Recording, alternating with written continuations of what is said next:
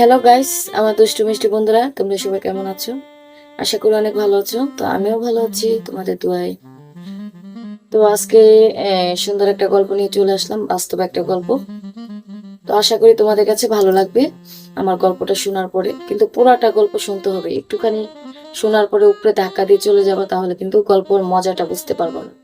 তো পুরাটা গল্প শুনলে তোমাদের কাছে ভালো লাগবে, ঠিক আছে? গল্পের মজাটা বুঝতে পারবো। তো আমি শুরু করলাম আমার সেই গল্পটা। এটা একদম আমার বাস্তব কাহিনী, আর আমি বর্তমানে আছিও এই জায়গাতেই। তো শুরু করলাম আমার সেই গল্পটা। আমি বর্তমানে আছি বাংলাদেশে। তো আমি গেছে সপ্তাহ বিদেশে আসছিলাম, দুবাইতে। তো এক সপ্তাহ হয়েছে আমি বাংলাদেশে আসছি। তো কেন বাংলাদেশে আসছি সেটা আপনাদেরকে বলবো।